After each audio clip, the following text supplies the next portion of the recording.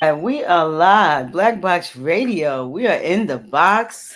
It is a pretty kind of rainy Tuesday in Baltimore City, and we have a special guest. This is a bbR spotlight, and the spotlight is on BaKari. Bra, bra, bra, bra. What's Welcome to going the on? box. Thank you. Thank you. We are so happy to have you. Thank you. Happy to be here. Yeah, thanks. So, tell us first about a little bit about BaKari. Let's start there. A little bit about BaKari. I'm from here. You from Baltimore? Like to make the distinction. I'm from Baltimore County. Uh, so I want no smoke out of anybody. Oh, so you're not from Baltimore proper? I'm not from Baltimore proper. Gotcha. Definitely from the county. Okay. Lived in the city for a little bit, and then my mom made the decision to move us out to the county. But yeah, I'm from here. Okay. I went to school up in Philly. Then I had opportunity to go and live down in New Orleans for a couple years doing AmeriCorps, and then came back here in 2009. So I've been back here for the last 12, carry one, You gotta 20, count that thing 12 up. years. Gotta carry the actual one, 12 years. I'm like, woof. Yeah. Well, Yeah, let me ask a question. So yeah. you said you went to school. Is that high school in Philly or I went to undergrad in Philly. undergrad in Philly? I Okay. went to undergrad in Philly. I went to Temple. You went to Temple. That's why. Oh, okay. Broad CU. Street. Broad Street. Broad Okay. Street Bullies, North Philly Chain Gang, all that. Yes. Yeah, South Street. That's my spot up there. Yeah, Okay. yeah, yeah. Philly is Yeah. So cool. you went to school in Philly, and then you hmm moved to New Orleans to do AmeriCorps.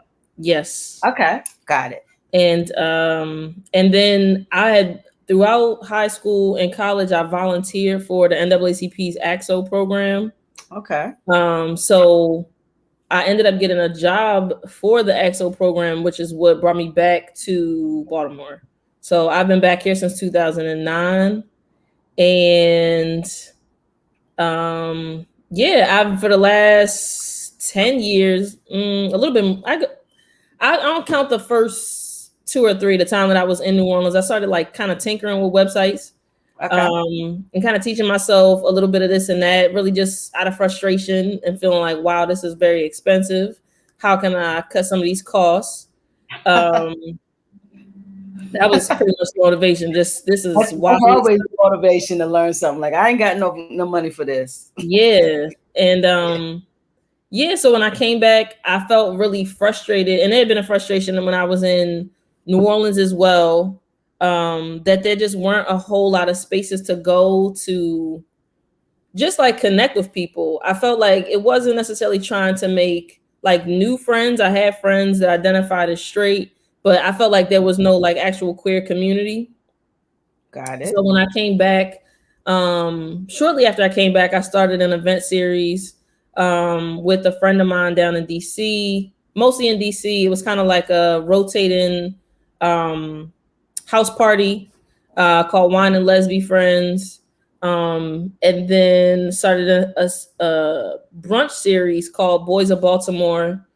Um, and yeah, kind of rode both of those for a little while. Had very little um, leadership skills and development, all that good stuff. So definitely kind of had some hard lessons learned about all the personal and professional development in those spaces.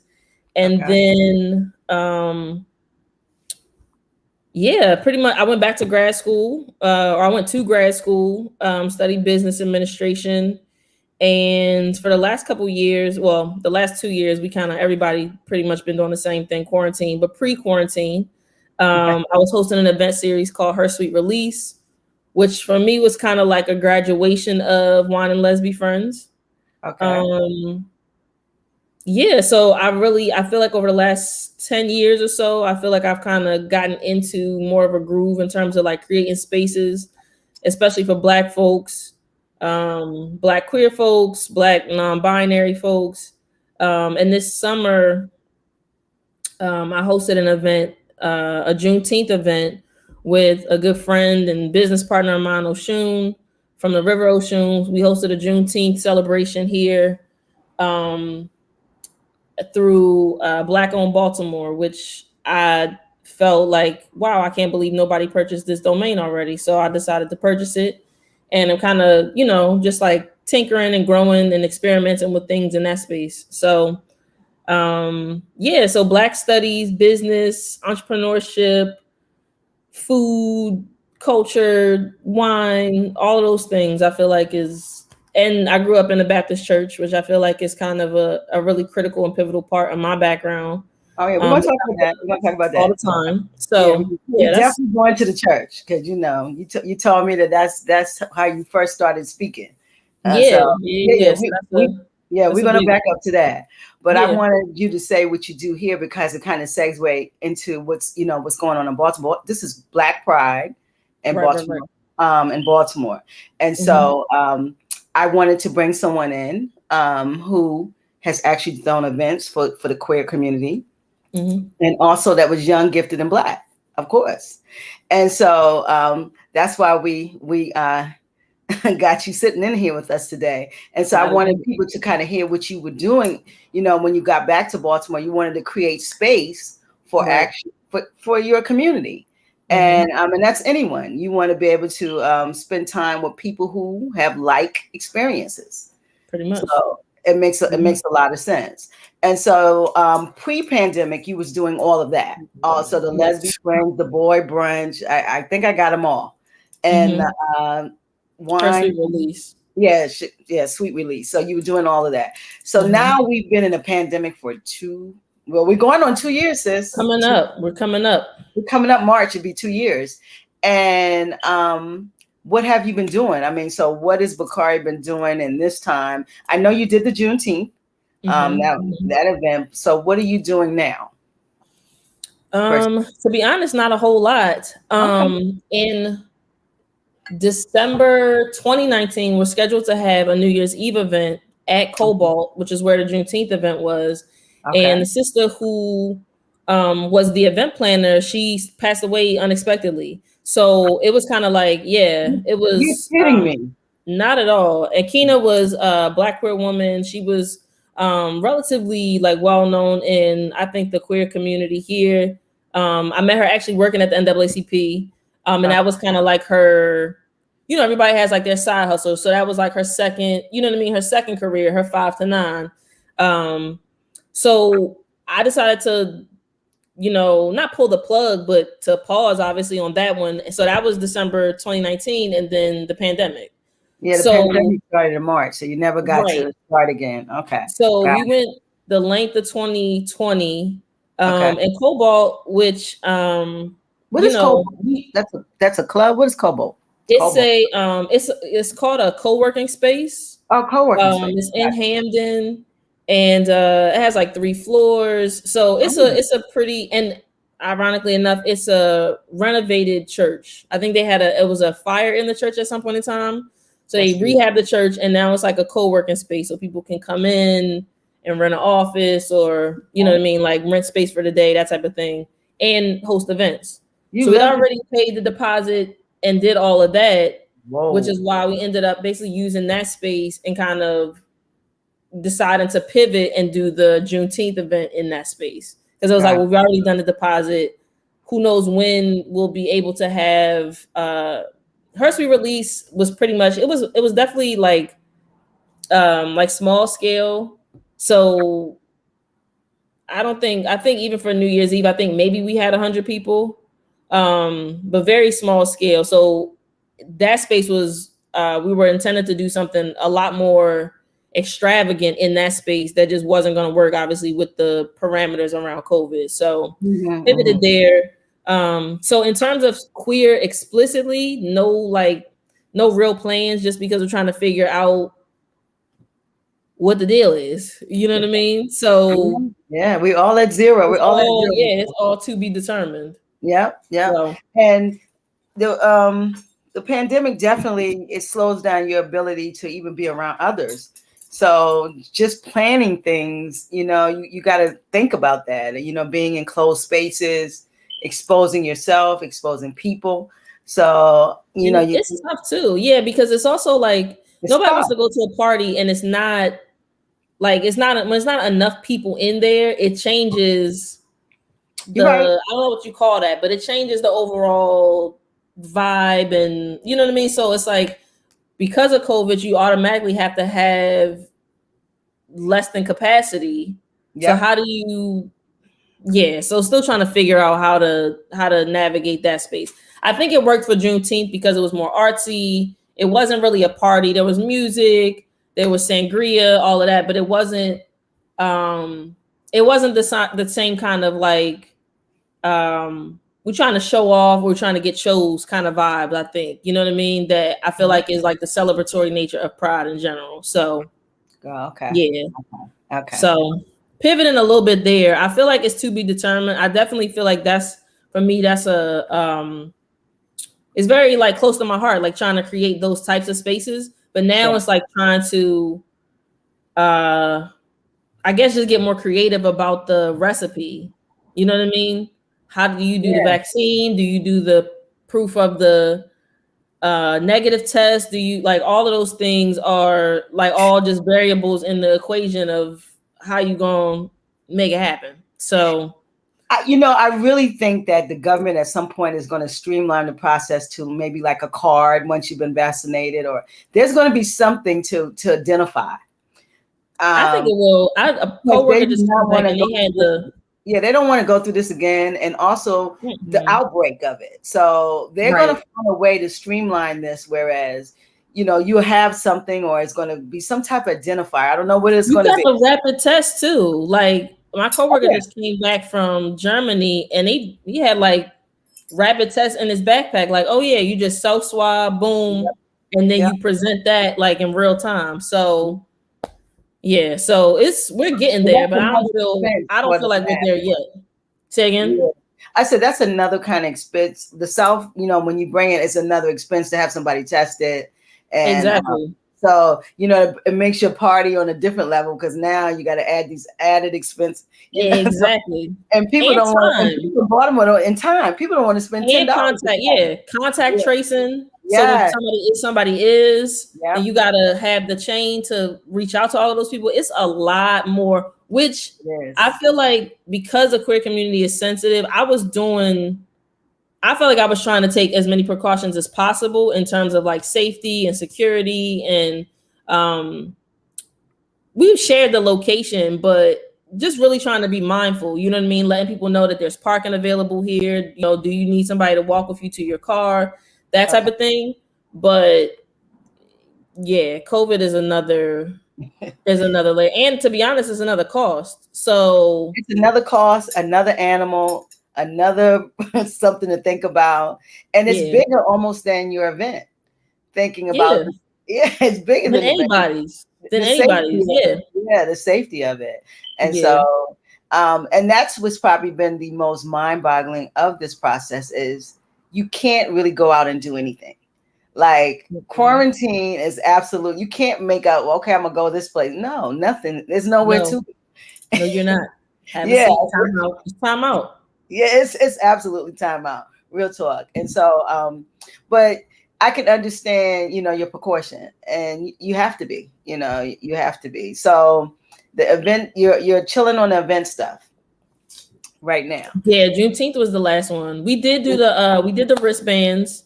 So we had like the traffic light, the green, yellow, and red. If you green, you were comfortable, you can give me a hug. Yellow was kind of keep it at the, you know what I mean, the elbow to dap me up and we out. And red was, give me 6 feet.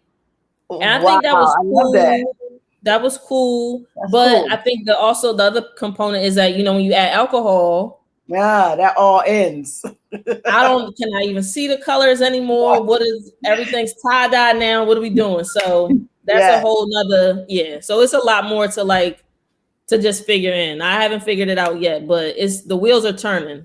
I believe it. I believe it. That I didn't even Yeah. think about that. When alcohol comes into play, then there's no red. Please, There's no please, all those please. colors are dead, They're and then people gone. are more touchy-feely, it's a lot. You just really And have the to. mask, if this person is drinking and you not drinking and you have your mask on and then it's a lot. It's a lot. It's a lot. You know, when you sit down and think of it, you're like, listen, let's just chill. Because it's too many outliers. Yeah, and then virtual is just not, it's just not the same. You know what I mean? It's just not the same, I think, in the virtual space, not with parties at least. You know what I mean? You That's can have the a only dance break. thing I don't think they'll be able to co-op is parties. You got to go Yeah. somewhere for a party. You have to. How are you gonna have a cookout on virtual? No, You you cannot. can't. You just Yeah. cannot do it. So I think Mm-mm. that's the only thing that computers won't be able to take away from people partying and cookouts and even You can. concerts. It's You like the stream human them, they're not exchange. the same. You can Yeah. stream a concert, but it's still not the same than being there. Yeah. So But I it's a will say, I lot. think it has given me, excuse me, it's given me a lot to think about. One of the things that I've always paid attention to is whether or not entrances have been accessible, wheelchair accessible. So Yes. that was something I was like trying to be cognizant of.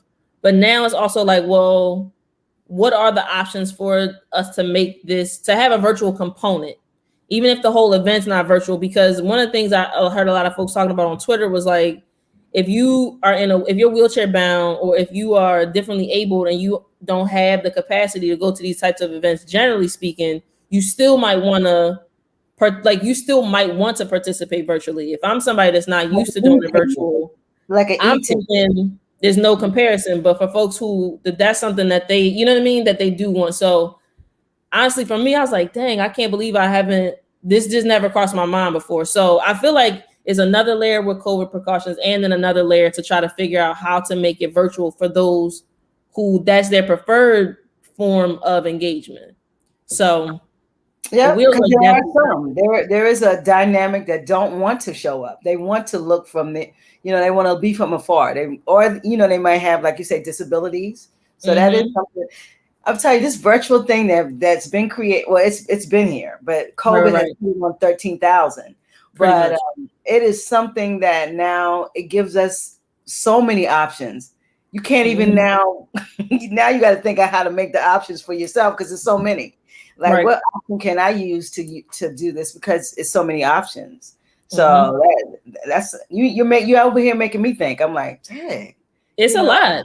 Yeah. It's a lot. When I read that, somebody was like, and I don't remember what she had or what her like condition, the name of it, but she was like, essentially she had a whole lot of fatigue. So she's like, she might want to attend an event in person, but physically, if that day her body was just not willing or not able, it's like, well, I already bought a ticket. Like, it's still no way I can engage. So what can be done there? But I feel like that's people's whole job, is to handle the virtual components of events. You know what I mean? So I'm not in a rush to try to make it happen and do it sloppy. You know what I'm saying? It's like, if I do it, I want it to be done well, and I wanted to try to make it as inclusive for everybody, for like a diverse group of folks as possible. So it's busted my brain open though. I'm not gonna lie. So that's like is that a business, or that's just something It's a micro business, I would say. It's a Yeah, micro business. Okay. it's a micro business. And do you have a actual business for like your speaking events? Is there an actual business for that, or is that just something you do? Yeah, that's something I do. I don't know that I consider it like a business. It's not something that I do in a full-time capacity. Okay. But it's definitely in the full-blown side hustle. Throw the kindling in the fire whenever possible, for sure. Yeah, whenever the bag come through, you coming through, right? Yeah, that makes sense. Yeah, and when it's like when there's alignment, you know what I'm saying? When there's alignment. But yeah. Okay. So now we're gonna kind of swing back, like see some history, because we talked about the church, and yes, more than anything, in most of our African Black lives, we've been our parents are definitely grounded in spirituality in some way. Most of us. And as I grew up in the church, you said you did, and that's where you got your first introduction to speaking and being in front of an audience. So kind of tell us about how you grew up in that way. Yeah, I grew up. I refer to it as like super Baptist. That's what I tell folks. Because we were in Super church, Baptist. super Baptist. We were in church usually 5 nights a week, Whoa. or at least 5 days. Maybe not necessarily all nights, but obviously Sunday service. For anybody that grew up in the church, you have first Sunday, that's communion. So there's usually 10:45 service, go get something to eat, come back for communion. Fourth Sunday, you got that same Yeah. configuration, and now you got a youth service in the afternoon. Um, Did you have Bible study during the week? Because we had yeah, Bible. we had Tuesday Yeah. was choir rehearsal, Wednesday was Oh Bible wow. study, Thursday was youth council meeting, Saturday was choir rehearsal, usher practice, drama ministry, dance ministry, Girl Wow. Scouts, which I was like, okay, Girl Scouts, that's normal. I didn't. That's but we had Girl Scouts too, Yeah. and I think those were the main ones. And then we had in the era that I was involved in church, we had a lot of like youth engagement. So there was a bus trip or some type of tour or something that was happening on a pretty frequent basis. There was always some type of activity. So on a light end, it was probably like 4 nights a week, but on average, it was about 5. So yeah, so all of those nights, and I think my mom was a single parent. So I Okay. think for her, I always tell folks I think that was like her.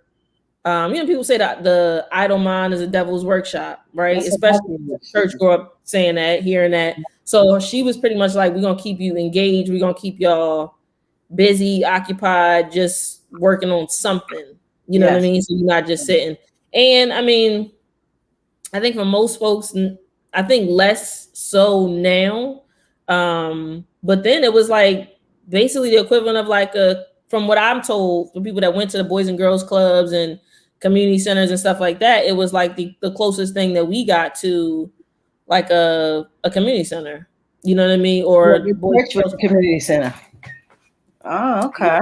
So it was Wow. a whole lot, a whole Yeah, lot. I don't think I was a super church. I mean, we Yeah. went to church a lot, Sunday and Bible class every Wednesday and Tuesday, Mhm. sometimes Tuesday, but it wasn't 5 or 4 days. But we did go to. I felt like we went a lot. You went a lot, yeah. Yeah, Bibles, vacation Bible school, and we went on Oh trips with the yes, the church. You know what I'm revivals talking and about? Yeah. mhm. We went on retreats with the church. I mean, Yep. the church was very present Yes. in our lives. And we all, my parents will always defer to, spirituality in the Okay. home, per se. And Mm-hmm. and not that that's a bad thing. I think Right. that it's definitely kept me grounded, and as an adult, I see the benefit. Yeah. When I was younger, I thought, oh, I'm sick of this church. But then Why you we get gotta keep friends on in doing church. this? Church became your family. Like those were my Yeah. friends. Yeah, you had real friends in church. I had school friends and I had Yep. church And friends. then, yep. Yeah, I A had whole church different set. friends. Exactly. And I Yeah. think a lot of the difference with that, my mom wasn't a single, my father and my mother were together. So it wasn't Okay. like a single. So we were in outside program. We were in swimming and we were in Okay. piano. Okay. We had the Gotcha. same thing that you did in church, we did outside. We Right. swam, Girl Scouts, all of All of that. that. All of Mm-hmm. that. You got to keep kids busy, You do. Yeah. Yeah, I mean, yeah. and it was I imagine it was a lot more cost effective for a single parent to do those, you know what I'm To saying? go to church. Yes. With other Mm-hmm. kids. And then Mm-hmm. just think of her mindset. She knew where you were. You knew you were safe. Right. It makes sense for a single parent. It's Mm-hmm. almost like the best babysitter ever. Pretty much built in. And it was, I mean, and I think I don't know that folks would necessarily, I don't know how engaged folks are now in terms of church. Like I feel like the idea of like a lock-in at a church now, like I feel like people would be, you know what I'm saying? Like it would They're not seem like it having would it. be Yeah. exactly right. Mhm. So we had lock-ins, you know what I'm saying? So it's definitely a different like time, but it was a whole lot of engagement. It's the same place. It wasn't this location, that it was the same place, unless we had obviously some special activity or, you know, we went to another church or some stuff like that. But for the most part, it was you We going to went the to the same same place. church. I knew the church in and out. I knew every little crevice because we Yep. played in the church. We did everything in the church. Exactly. You were doing all the things. All the things. So yeah, so for me, it was we did a lot of we had a lot of for like youth Sunday, it was like, all right, the young people are responsible for doing like singing on the choir that Sunday, for ushering, for leading the prayers, and for reading the announcements. My mom read the announcements. So it was like on youth Sunday, it was like, here you go, you gonna read the announcements. So that was a whole lot of the public speaking practice at that time against my will, but that's where it started. Well, you know, in my church, it was so traditional. Only like they did that with the boys. Oh, okay. Yeah. So the girls had to, you know, the boys did the prayer, the boys did the communion. Wow. Yeah, they didn't let everything. Everything. They didn't let, Wow. and you know, I'm just realizing that you say, I was like, wow, we didn't do anything. But we had fun, but we never were a piece of the service. Never. Never. It was very patriarchal, let's say that. Yeah. And in this traditional sense, like, you know how some churches, we were Church of Christ, so they're so literal with the Bible. Like women shouldn't be in the pulpit. You get rid of, you know, we're not in a girl, we're in a church conversation now. But you know how literal some people take the Bible, and you know, like Jehovah's Witness, they go to church on Saturday, they don't even go in a real church, it's a temple. So it's how you perceive the Bible, and that's how the service ran. So mostly that was for the boys, you know. So I didn't get that experience in church. Yeah. Maybe that's why I'm still afraid to talk in front of people. Shoot. You should have came through the Friendship Baptist. You'd have got your fair share. You'd have had more than enough practice, let me tell you. They would have. So that's what started for you. That's when you started talking. Okay. Pretty much. Okay. So I have to ask. So you growing up in this church, how did you your sexuality? How did that come about within the confines of church? Did that have any issues with church, or because you know? Yeah, it was a huge. I mean, I think it's in terms of like church culture. Again, my mom was like, when we developed a youth council at church. So we had like a committee with the president, the vice president, and the treasurer, the secretary, all of that, historian.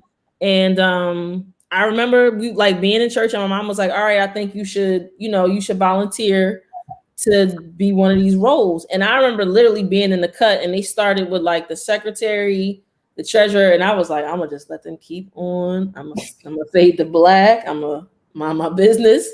And she came over with the black mama, like, you need to go ahead. What you doing?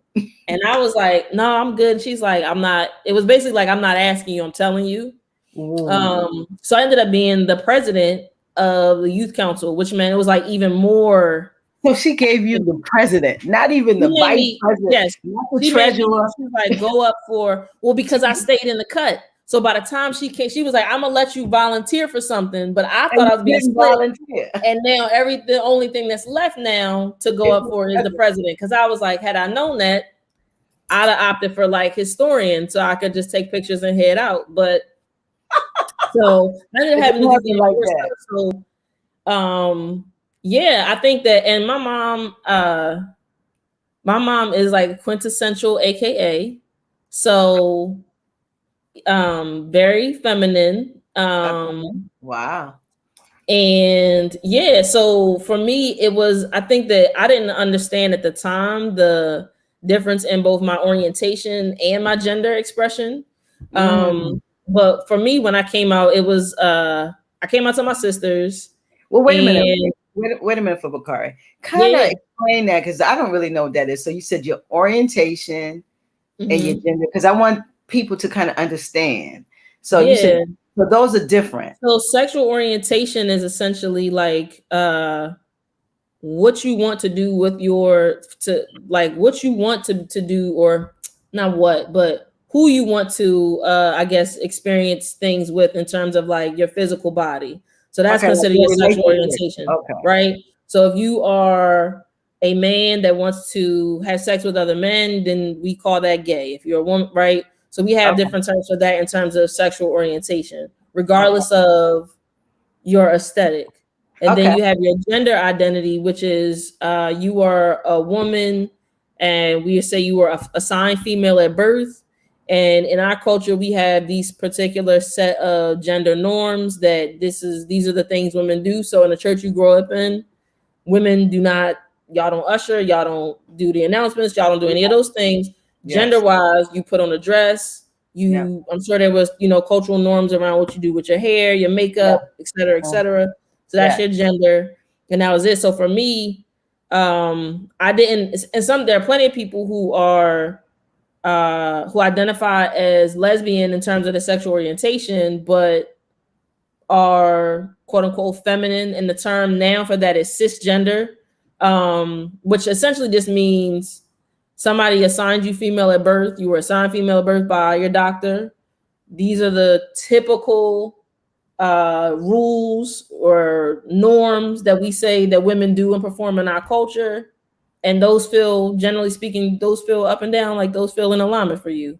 And there are other folks that experience what we call like gender dysphoria, who may have been assigned female at birth, but those same rules and requirements, aka my mom being a proud member of AKA and saying, pink and pearls and skirts and doilies and all of that stuff, being like, for me, I was like, that's not quite where I see myself in the grand scheme of things. So for me, sexual orientation is, and not just for me, but in terms like just language and context wise, sexual orientation is one thing, and then gender identity is another. And for a lot of LGBTQ folks, those things end up getting like real muddled.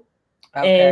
And yeah, I would say they end up getting real muddled, and people kind of conflate and mix up a lot of those things, but they're not the same thing.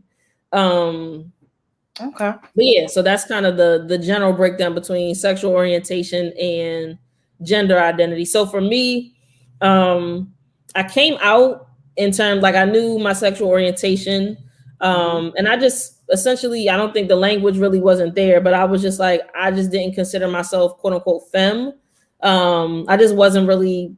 I mean, from the time I was a kid, I was just like, I would just rather not with the dresses. You know what I mean? I'm good with a pair of shorts, some culottes, you know what I mean, and I'm gonna hang back. Yeah. Okay. So yeah, so I came out to my sisters, and then I felt like once I came out to my sisters, I was like, I was good.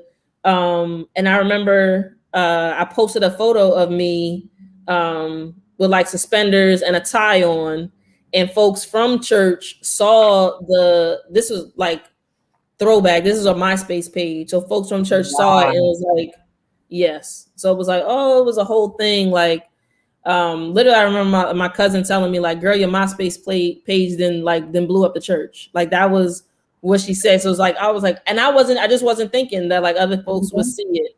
But to your point earlier, it's definitely like a second family. So I don't think that I could have really been fully prepared for like what the process of coming out to church folks was gonna be, but I knew that my mom was super religious, and she wasn't having it for her at that time. And I don't think that she's deviated a whole lot, but it's like homosexuality is a sin.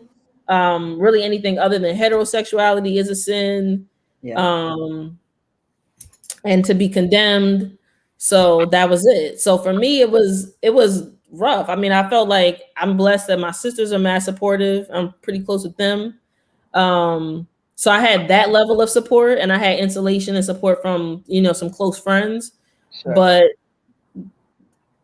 immediate family, well, my mom and then the rest of my biological family and then that church family, it was pretty much the same thing in terms of like it was just taboo. You know what I mean? It's just like, well, what are you doing? And no one in church really said anything. But it's just like you know that there's, you know what I mean? You know, I feel like if you grew up in the church, Did you you feel know, different once that hit the church? Were you made to feel different? Did you feel like that you might have was on the outskirts? Well, not the outskirts, but like an outlier now to the church, or did you feel any different? yeah, for me, and I don't know how much of that was me projecting my own sort of like the way that I was perceived, because it certainly felt different. Okay.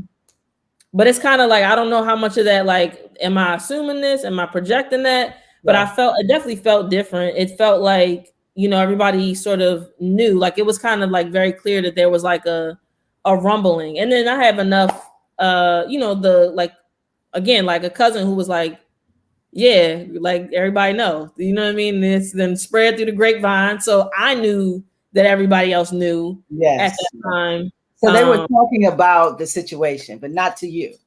Not to me. Yeah, Nah, not to you. not Okay. to me. Okay. So, yeah, and then actually the pastor's, one of the pastor's grandchildren, and like I came home one Sunday and she kind of like went to go like dap me up, and I remember being like, "Whoa, like don't make the spot too hot." Like that's, you know what I mean? That was doing a lot, and because I felt like this is me, deviating from what I had performed all of Okay. those years. And I think that's the other thing that people don't necessarily talk about is like gender as performance. You know what I mean? It's like Mhm. we're very clear that everybody performs differently. You have days where you may or may not wear makeup, where you may or may not, you know what I mean? You put on a suit versus sweatpants versus Mhm. whatever the case may be. It's some level of performance. You know what the job requires. Okay, it has to be business professional, not business casual, not going to the cookout.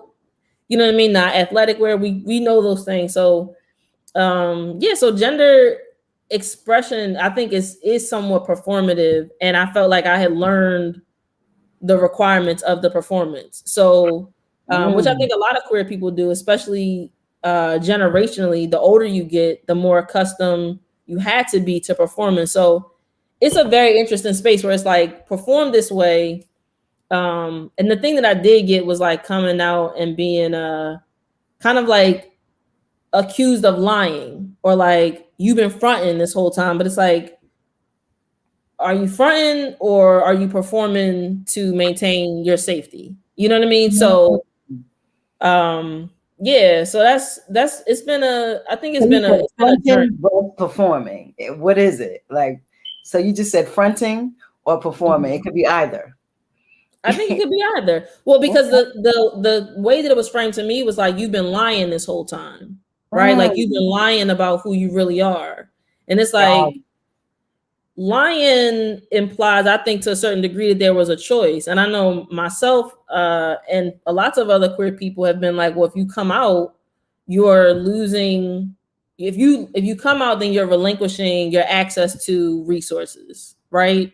So are you in a space where that's a healthy decision? You know what I mean? Can you come out? You know what I mean? Safety wise, is that something that you have the option to do? So yeah, so it was, but I also think that's like that was 15 years ago. Mm. So it feels very different, you know what I mean? Yep. But that's still the case for folks, especially folks that are in super religious, very rural, especially, you know what I mean? You're not exposed to as many Yes. just everyday, you know what I mean? Like everyday people where Exactly. you've had to interact with a coworker or whoever, to kind of start to like shift those attitudes. So And even yeah. in churches that have a lot of like Pentecostal churches where the rules are stations, like they have a lot of, what they Mhm. wear, their hair. And they Yep. really just deal within the church. They don't really, they're not of the outside world. Yep. So, particularly like, and I mean, you probably can go to like different sects like Amish and different people who have these, where they stay within their Mhm. own little Yep. tribe or whatever they might call it, their own group. Yeah. That, if you have a different, well, would you say gender or perform? I don't want to say it wrong. And Yeah. so If you want to perform your gender in a different way, it's a no go. it's a no-go. You might get put out Hmm. of your own home. or Yep. your own group. Yep. So, what I'm hearing is people now are not even being their authentic self. They, in a lot of ways, they might feel a certain way, but they're performing to be comfortable. I don't know that I would say performing to be comfortable. I would say Okay. it's performing to be safe Could be or to sweet. maintain a level of safety. When I came out Okay. to my sisters, Mm-hmm. they were like, we love you, we embrace you, we accept you. But both of them were like, if I were you, I will wait until you finish graduation, so mommy will not stop making her financial contribution towards your education. Wow. So that was So that was a safe mechanism for you. that's what I'm Wow. saying. So, and for some people, and I wasn't living at home at the time, so that was a different level. But for people that were at that time living at home, you know what I mean? It's like, well, you run the risk of getting put out, and then people will say, well, if that's who you are, that's what you want to do, then you should live in that and, run all the risks that there are to live your truth. But, you know, it's like everything is not necessarily that cut and dry. I think there's a lot of things that are a lot more complicated, especially at that age. You know what I mean? If you are somebody under the age of 25, like you're super vulnerable, especially as a Black person. Like Yes. you are very, very, very, very vulnerable. So I don't know. That's why I said I wouldn't say it would be staying in the closet to be comfortable, but it's like concealing that strategically, you know what I mean, to Yeah. maintain access to some resources. And I don't see, I don't. I feel like a lot of Pan African folks get upset when we compare queer struggles to the struggles of enslaved Africans, but it's like it ain't to me. You weren't able to say the same things in front of a slave catcher or in front of a master. You know what I mean? You had to navigate those spaces to maintain or to even approach accessing your freedom. And I feel like it's unfortunate that within our culture, we got Black people that are not to the same extent, very clearly. I'm very clear about that. But we can make the comparison that we gotta, you know what I mean? To some extent, folks are kind of having to do the same thing. So Well, wow. So that I'm thinking now. So being Black and having to you're already inhibited in this country in a lot of ways, but then your sexual orientation has all of these connotations attached. Then mhm, it can be stressful for mhm. for someone trying And to. then again, because some people you can't look at somebody and tell necessarily. Well, I think we're in a space now where we can't. We've been conflating. You could look at somebody if you see two men together. You can look at them and depending on what they're doing, understand or assume their sexual orientation. But you can't necessarily look at an individual person and determine their sexual orientation. We also know that so you have your race and you have sexual orientation and you have gender expression on top of that, Right. right? Because if there's a woman, as like for me as a masculine woman, I have a different set of experiences than a Black queer feminine woman. You see what I'm saying? So it's a lot of, I think, a lot of layers to what all of those experiences are that all are intertwined, you know what I mean, and overlap, and what's the term, intersectionality. So Intersectionality. I really mhm. think that this is a conversation that's bigger than us. Mm, And that you have yeah. just brought something out that I didn't even think about. But Mm, I think that conversation is something that should be had mm, when it comes, because people, I think when you get into the same live experiences like you're saying, but they still express a different way, and that expression is how other people kind of deal with you or see who you are. And if mm-hmm. you're expressing a different way and you still have the same life experiences, then you got something to talk about. Yep. Yeah, you Yep. got something. You got something to talk about. So, Yep. how's mom's? Is mom still spiritual? She's still in the church, because I know my mom Moms is. is still, yeah, moms is still She's pretty still in heavy in the church. church. Um, My mom I too. think it's Still different. holding I think it yeah. I down. mean, and Mhm. it's not really for me. I'm not expecting a whole lot of changes. I think for me, we have we have an understanding with each other. We pretty much keep it to discussing recipes, you know what I mean? And like, Yeah. I would Neutral. say like very, Stay yeah, we neutral. keep it Yeah. light, we keep it cute. And yeah, but I think, yeah, and it's like, that's how she was indoctrinated. And those are the things that she was taught Sure. to operate within to maintain her safety. You know what I Sure. mean? So as you said, a lot of folks that are, descendants of enslaved folks, we came through that pathway, you know what I mean? And we're taught to follow those rules to maintain our safety. So, Absolutely. you Absolutely. know what I mean? You're not going to And, deviate and from that. usually you are what you are. You learn from your parents, and then you become that. You become a parent, and then you teach. But children now, we have not just like your generation, and then the younger generation. They have so many options and agency. Yep. That I haven't seen even when I was growing up. And it's great. That young people can choose. What they want to do, who they want to be. More than anything, it was dictated. This is what you are. This is what you're going to be. And I won't hear nothing from you. Sit down somewhere. And we, what I'm saying? We were directed to what we had. You're going to church. If you're going to live in here, my mom said, if you're going to sleep in this house. That's it. You're going to church. And so, right, you can make that same comparison, right? If you weren't believing that, you knew you weren't believing that, but you decided to go to church anyway because you weren't ready to move out. Then to me, I don't, you know what I'm saying? I don't necessarily see that as any, you see what I'm saying? You made a calculated decision. That if I'm going to live in that house, I was going to church. Yep, that's it. Because there was no other option, and my safety was living in that house. I had no other option. So, so now I kind of understand, like, hey, you got to make heavy choices, and the choices that's best for you at that moment.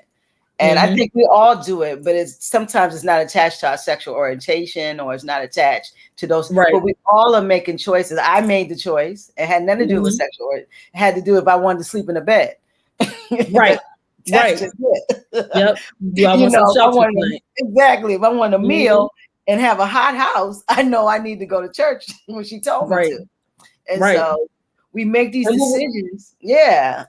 Well, I was going to say that I think that, the thing that I feel like at this time are experiencing is like, I think a lot of folks pushing back against or really just vocalizing their experiences with what is sometimes like language wise referred to as like gender dysphoria. So if you wake up and you don't quite feel comfortable, for some people, I know plenty of women who dresses are just not their thing. They're not queer. They're not, you know what I'm saying? Like that's just not their thing. They'd rather put on pants and keep it moving. They're straight, they're cisgender, all of those things.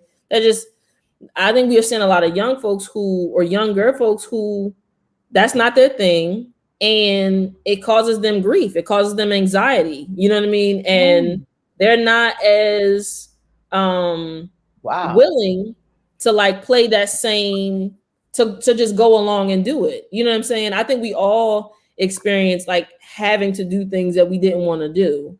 Sure. But it's levels. I feel like, you know what I mean? And so when folks start feeling like this is causing me anxiety to do these things, you know what I mean, to perform in this way that's being expected of me, then I feel like we're starting to see way more folks who are just pushing back and saying I can't do it. So and you know what, sis, I really have no problem with that, because all of the stuff that we're doing was contrived. Colors have nothing to do with gender. Clothing has nothing to do with gender. This is things that society has attached male to pants and women to dresses. And some of it is because what men want to see. They want to see women's legs. It seems sexy. And money. Like I learned that with like children's clothing. Absolutely. You know what I mean? Because like, all children's clothing was pretty much the same. It was pretty much all unisex because it's a baby. Like, what are you talking about?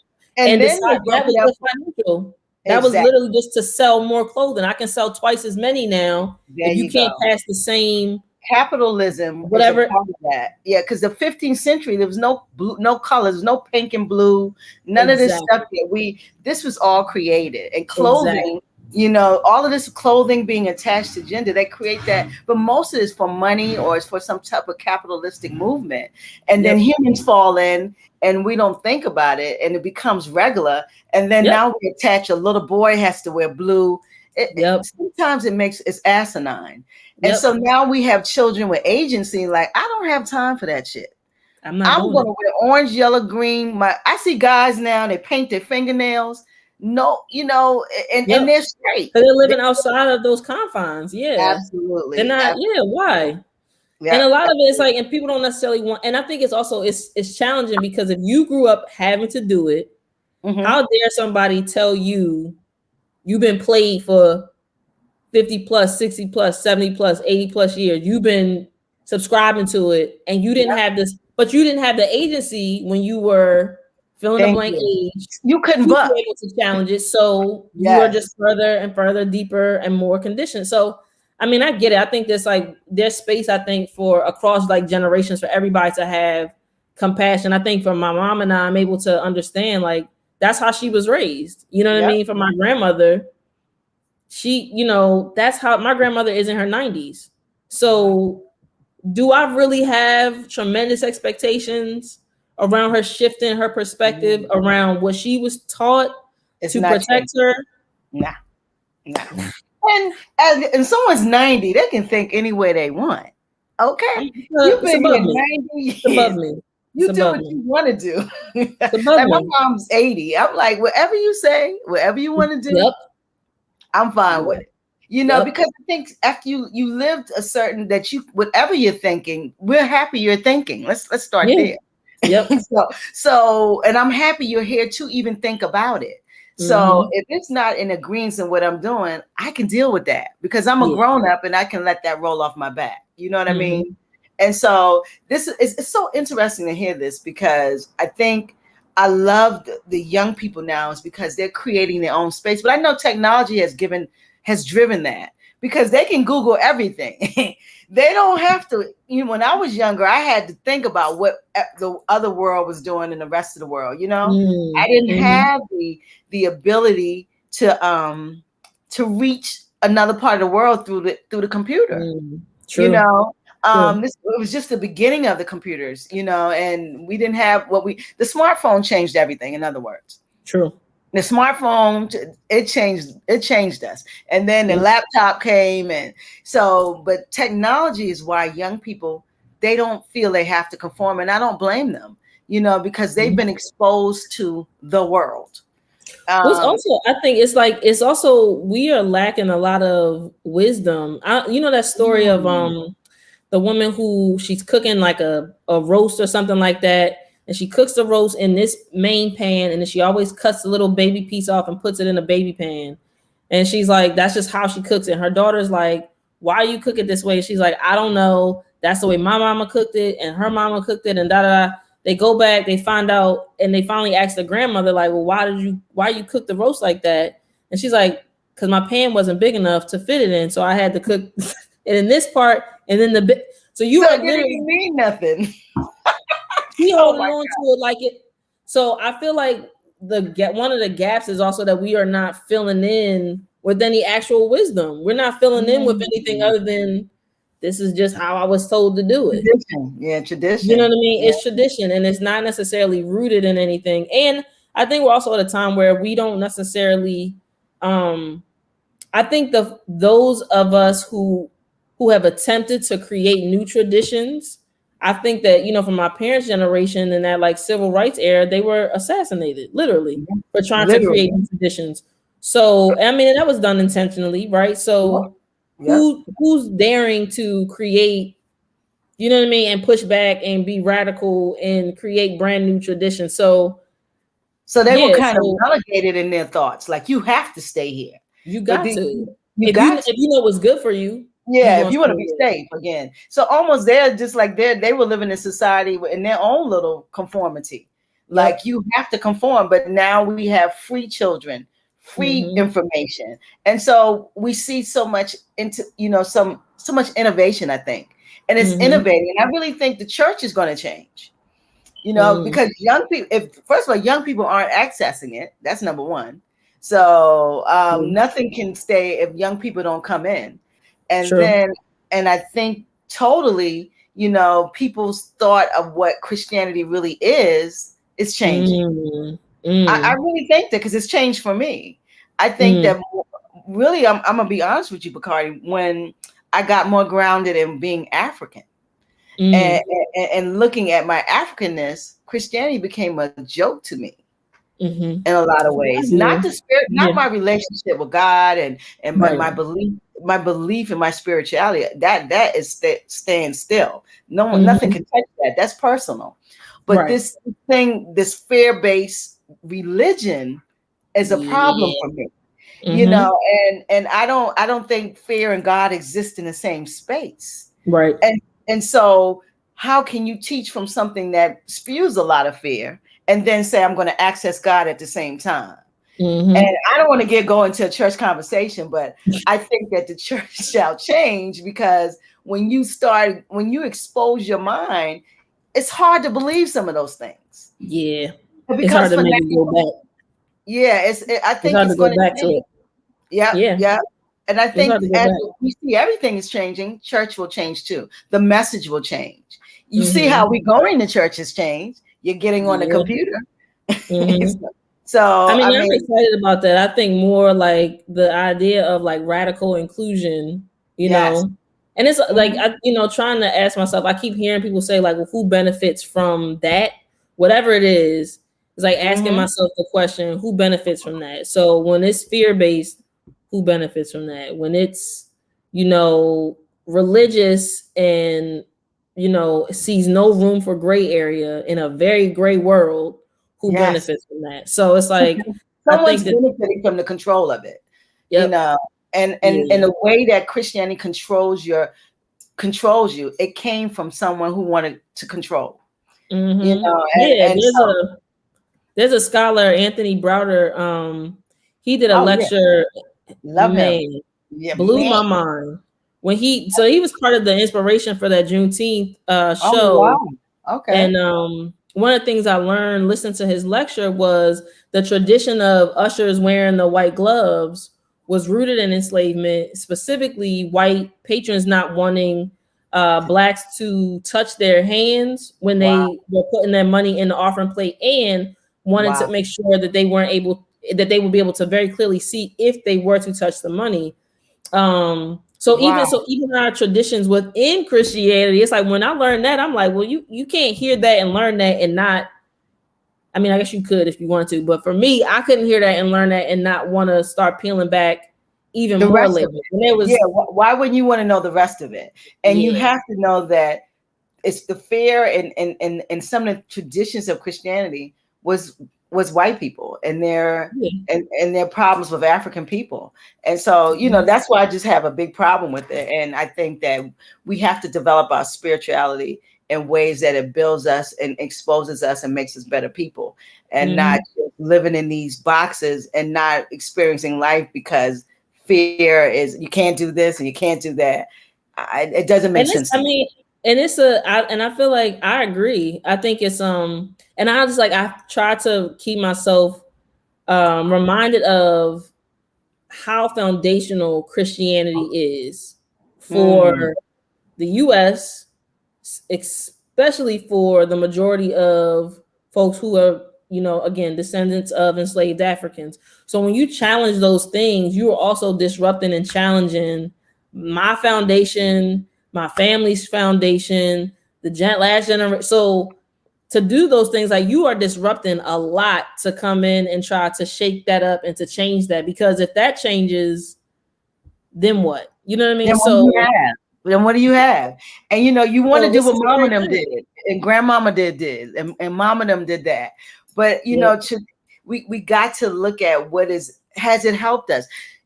That's my thing. If you're part of something for all of these years, what has it done for you as a community?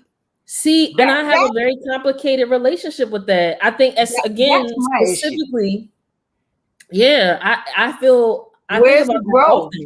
I think about that often. Christian night, where's the growth? That's what I think. I mean, I don't know what the answer is. I feel like I have a very complicated relationship with it. Specifically because I think the Black church has operated as this, it's been a haven. You know what I mean? It's been a safe haven for us to have a lot of things slip under the cover of this structure. You know what I mean? As somebody who grew up participating in all these things, it's like, well, how, you know what I mean? How do you best, in the words of Pastor Brown, eat the meat and leave the bones? You know what I mean? Man, I love How do it. you extract the pieces that are good and then leave behind? But I mean, it's in terms of fundraising, you know what I mean? Being a space for, again, like the idea of it being this community center, it's played a lot of functions, or played a lot of roles and had a lot of different functions. So I do feel like, but I think that that's the unique position of specifically Black Americans, is like figuring out how we, I kind of want to say like reconcile that relationship, because without the Black church, I feel like our survival rates diminish tremendously, right? Maybe not like in 2021, but in 1921, and 1820, you know what I mean? So how do without it, I don't think we would. Yeah, we need it, but right? I think, So how do we reverence that without throwing away? Because I feel like if nothing else, it's a part of history. So it's like, how do we reconcile and like salvage some pieces of, you know what I mean? Like some part and some pieces of that, that part of our experience. So I don't know, but I think about it a lot, because I'm like, we can't throw the whole thing away. You can't, you know what, you're talking my talk, because I hear what you're saying, but Christianity started in Africa, went to Europe, and became racist.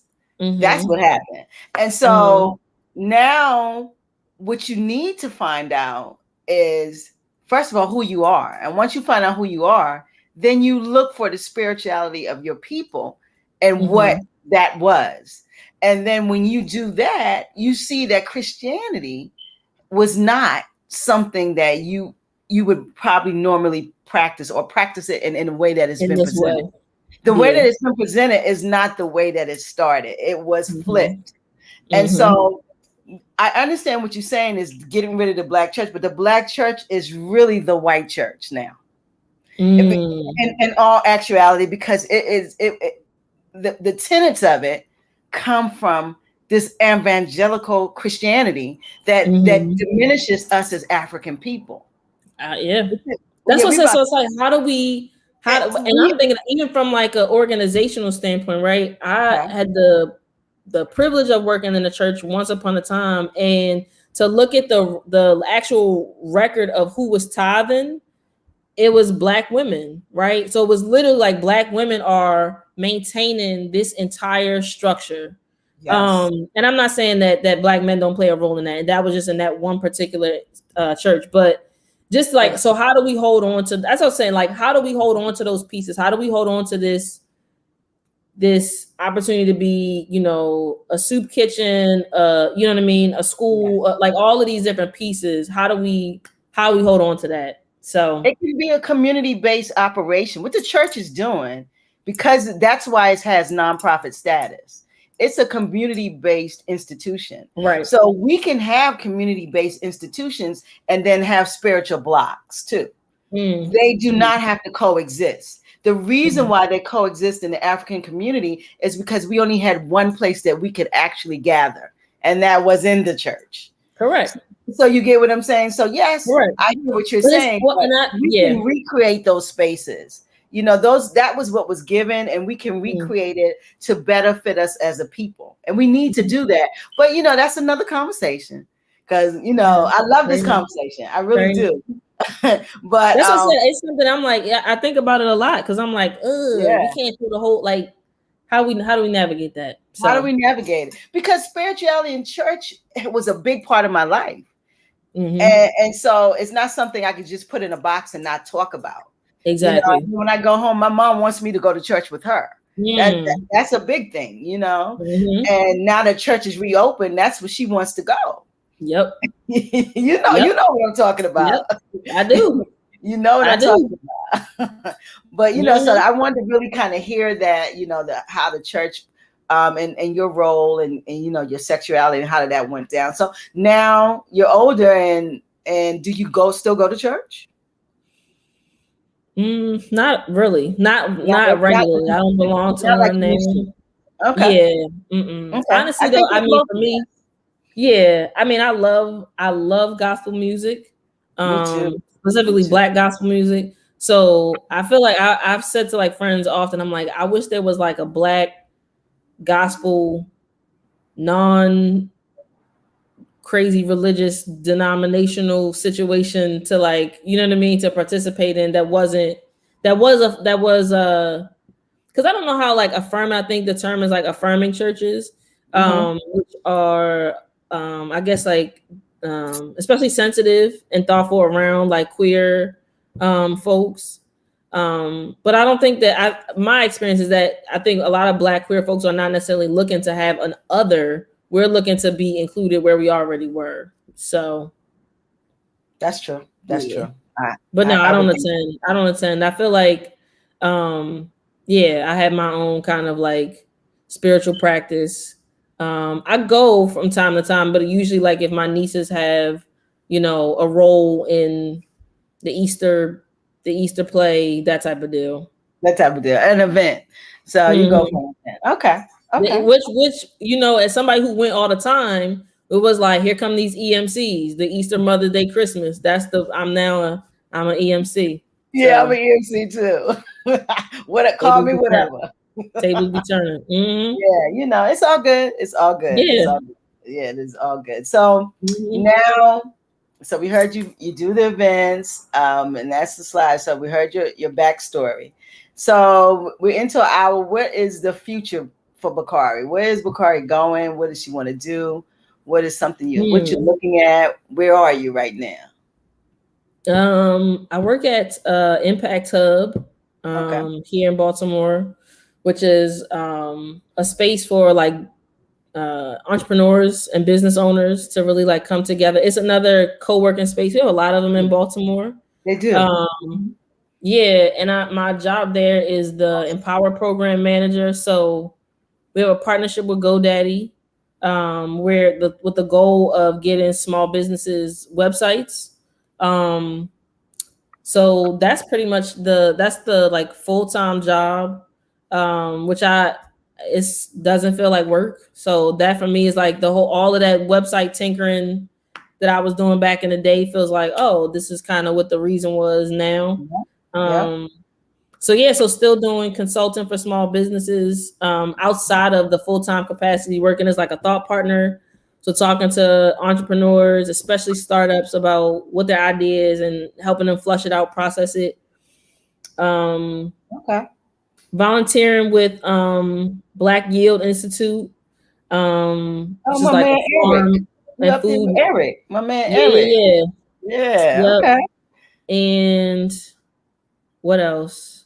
Mostly like right now, pretty much volunteering. I have another friend of mine, Kelvin, who launched For the Culture Games. He has a business air board game. There's a statistic that the Black net worth is expected to hit zero by 2053. That is. And Yep. so yeah, so this board game is addressing like financial literacy, Hmm. and just like introducing entrepreneurial concepts. Mm-hmm. So working with them on like outreach, which also again is different now because of COVID. Sure. Um, that's pretty much it. And then Hmm. tinkering. I don't know quite what the specifically like what the queer event space is gonna look like. Okay. But definitely still like tinkering and trying to figure that out before I guess like relaunching something. But I definitely Hmm. feel like there's a need. Um I think there's a need here. I feel like for me, I was like, I try to ask myself, like, who asked you? Did anybody ask you to do that? But I feel like there's a need there for real. Just I so love it. You like who asked you? who asked me? Because like, did somebody ask you to do that, or did you just make up in your mind? Okay. So, um, That's pretty much it. I mean, and I think for me now, like trying to take on more clients that are in the like the thought partner space, Mm-hmm. to help them figure out whether or not they actually want to launch a business. Mm, and that's it. That's a lot. Cooking, trying to stay healthy. That's it. Well, That is a lot. That's more than enough, actually. that's yeah, that is a lot. Okay, so you're tinkering with websites every day. More or less, I'm not doing as much web development now as Okay. much as I'm like trying to tinker and figure out how to help other people get theirs, get into this program, because it's a whole lot of like discounts and benefits to going through this program with GoDaddy. So I'm not doing as much web development as I was before, which I'm okay with. So now it's more so just like helping people think through what their content is, the about page and the home and the contact and the services, helping like outline all of those things so that when you come through the program, you're able to actually leave with your website done. Okay, so these are people who this is for people who don't have websites and So they it's want to two create one. categories. You can either don't have it, or yours is, for lack of a better term, slightly on the struggle bus and needs some love, and then you kind of get something like that's more up and running. So either of those categories. So if you have one, you're not automatically ineligible. Because there's plenty of people who they have something, but it's not as robust as it should be for their type of business. Okay, well, I might need to talk to you about that. Yeah, So, yeah. yeah, that sounds. I want my black boxes to know about that. I didn't even know that was in Baltimore. And I know about. Yeah. I've heard about Impact Hub, but I didn't know they had something with websites and GoDaddy. You know, I didn't know. Yeah, so it's a new program we launched Okay. in January. Oh, wow. It's going to be like cohort style. So some people will be eligible to participate in these cohorts. Others will be eligible to go through basically like self-guided learning, with a whole lot of checkpoints, and one-on-one support will be available. And then we're going to be doing like virtual summits, going over, you know, all types of content related to web development. So branding and search engine optimization, and I imagine probably some, general marketing, e-commerce, all of those different components, going Mhm. over like different aspects of web development that would be helpful for folks. So yeah. Very interesting. Very Yeah, I interesting. could definitely send you some info though, because we have like some specific goals that we have to meet in terms of the number of people that we have to get signed up. So So, yeah. and that's IMPACT, right? Impact. Yeah, I am PACT. Yep, Yeah, I hub. want to make sure because sometimes they spell things different. So This is I'm true. writing it in the chat. So Yeah, yeah, yeah, for small business owners. But yeah, that sounds very interesting. yeah. Okay. Okay. So we're Yeah, into our. I'm telling we could talk forever. I You know, know. definitely. I love this conversation, but we do have to wrap it up. But this is I really wanted to have you in during Black Pride Month, more or less, to a young creative in the city, and you created spaces for LG. I want to say, let me see, same gender loving, because I messed those letters up. I don't want to mess it It's up. all good. It's all Yeah, good. It's all yeah. good. So we wanted to have you in, and that's amazing. Just to hear the whole story. You know, a lot of times we hear what's happening, but the whole story is Mm. more important. Like what Mm. started. So we heard the Yeah. story. Yeah. So that Mm-hmm. was very interesting. So I want you to leave us with a jewel, that Mm. BaKari jewel, and you're gonna end the night tonight. Hit us with a BaKari jewel. Jones. Yeah, leave some for the people. Mm. What's a BaKari Jewel? Yeah, what's one? Mm. I'm trying to think. Hey, you got time? I I don't feel like know. I think in general, my thought is like, if there's a shot that you want to shoot it. I think there are so many people who have brilliant ideas Mhm, that talk themselves out of doing whatever the thing is, mhm, um, because they don't feel that they can do it. And I feel like if you got the impulse, if you got the idea, if it passed through your body, your mind, your spirit, it came through you for a reason. And just, trusting that the help and the support to deliver that idea, that concept, that vision, trusting that that support is going to show up when it's needed. So I love talking about ideas and visions and concepts, especially stuff that can make us better, make us stronger, make us ultimately wiser. And we don't have a lot of space to mess up. It's true. We don't have as much space to mess up, I think, as other cultural groups. That's true. So I think that really means that we have to, one, be more willing to take on risk, to stand out and to be different. I think our culture is relying on us to start getting real innovative in a little bit of time. 2053 is right tomorrow, here. Yes. You know?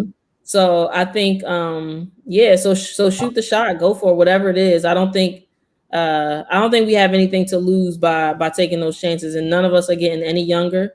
So the sooner we shoot it, the faster we can learn from it. I don't know if that qualifies as a jewel, but I feel like there's so much to learn from unpacking our perceived failures.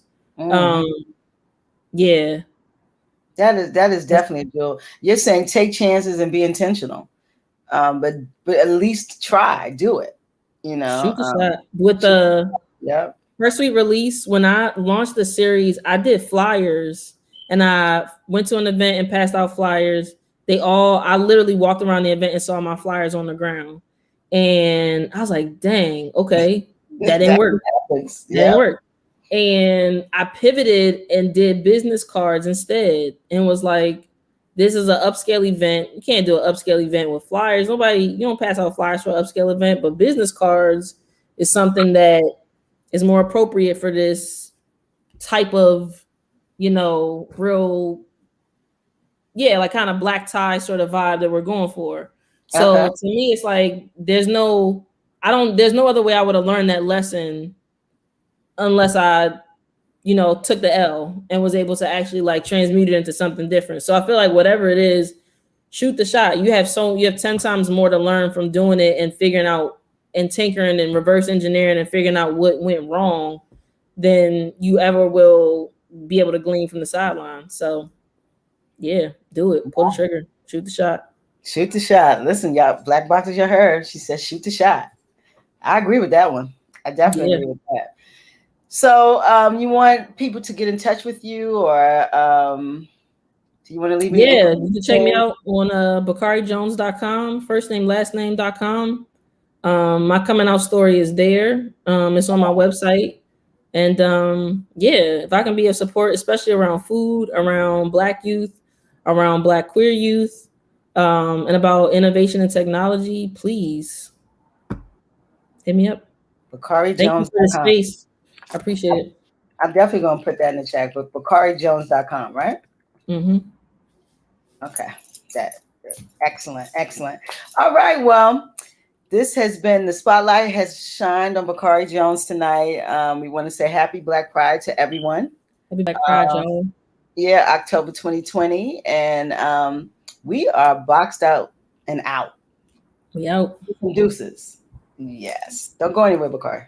All right, cool.